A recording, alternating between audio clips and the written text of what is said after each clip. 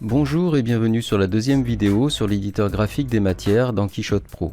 Grâce à cette vidéo inédite en français, vous allez comprendre les types de nœuds et vous serez en mesure de faire vos premières matières multicouches. Tout d'abord, voyons où se trouve l'éditeur graphique dans Quichotte. Pour cela, ajoutons une géométrie, mettons une sphère, et double-cliquons sur cette sphère pour venir afficher le panneau des matières. Ici, cliquons sur Organigramme de matière et là, l'espace s'ouvre. C'est l'espace de l'éditeur graphique de matière dans Quichotte Pro. Et vous pouvez ici voir qu'il y a deux nœuds qui sont les nœuds de la matière courante. Et en faisant un clic droit sur l'espace, vous avez accès aux diverses familles de nœuds, les matières, les géométries, les textures, les animations, les utilitaires. Et si jamais vous cliquez sur l'un de ces outils, ça va vous créer un nœud que vous allez pouvoir ensuite relier à votre scène. Nous verrons ça plus tard, mais pour le moment, concentrons-nous sur la constitution d'un nœud et comment l'utiliser. Un nœud peut être pensé comme une brique permettant de construire la matière. Les matières ont beaucoup d'attributs différents, couleur, texture, rugosité, etc.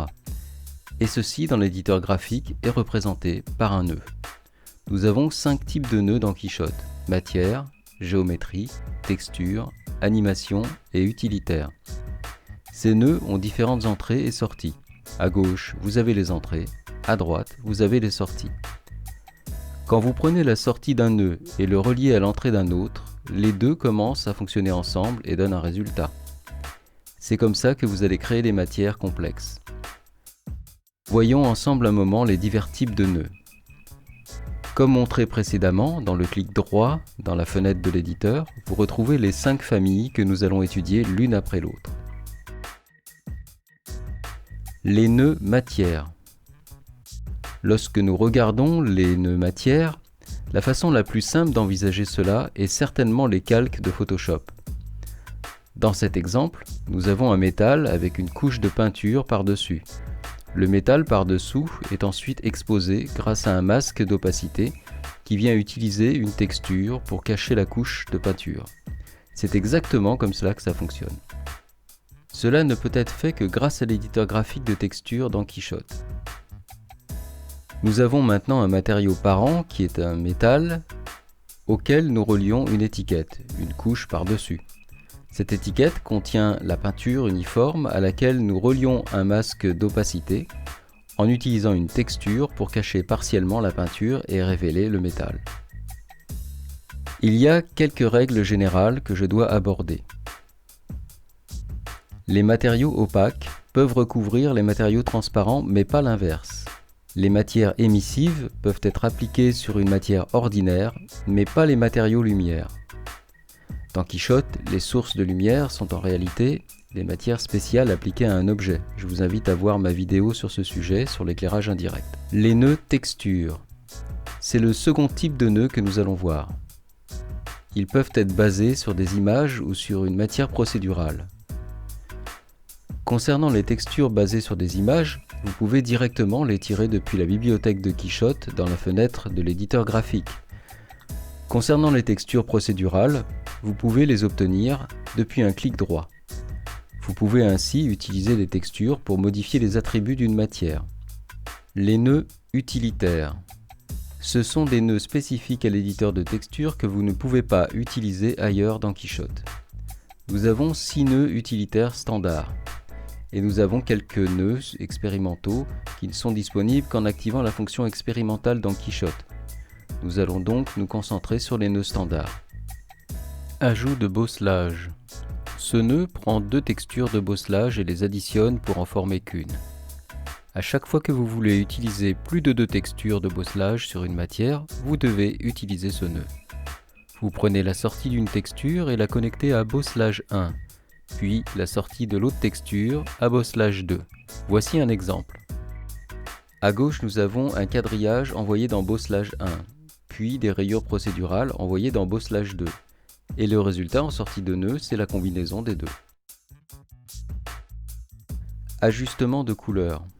Le nœud suivant que nous allons étudier est le nœud d'ajustement de couleur. Celui-ci permet d'appliquer un changement global à une texture. Dans ce cas, nous avons par exemple une texture camouflage que je relie au canal couleur du nœud d'ajustement de couleur. Et quand nous allons dans le réglage du nœud, nous pouvons manipuler les divers paramètres de couleur qui sont appliqués à la texture. Ça peut être utile quand vous voulez par exemple changer la couleur d'un logo sans aller dans Photoshop. Voici un exemple. La texture camouflage a été désaturée par le nœud, ce qui peut par exemple servir à simuler un acier galvanisé comme sur ce seau. Couleur composite. Couleur composite peut combiner des textures en utilisant des options de fusion comme dans Photoshop, addition, multiplication, etc. La source est à prendre comme premier calque. Source alpha est un canal d'opacité ou un masque de la source.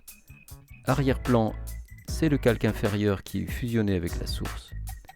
Par exemple, nous avons ici une texture procédurale d'occlusion sur la statue combinée avec une texture de courbure procédurale. Et nous utilisons un mode de fusion multiplication. Nous obtenons ainsi un résultat de la combinaison.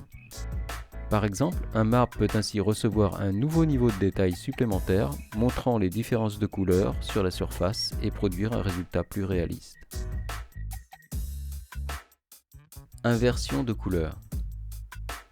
Ce nœud est très simple puisqu'il se contente d'inverser la couleur. Un vert devient un rouge par exemple. Par exemple sur ce mur, les couleurs ont été inversées grâce à ce nœud. Il est donc possible d'inverser une couleur directement sans sortir de Quichotte. Masque par couleur. Ce nœud est un peu compliqué à comprendre, alors je vais tenter de vous l'expliquer du mieux que je peux. Ce nœud transforme une couleur spécifique en un masque d'opacité. Par exemple, tout ce qui est rouge deviendra transparent.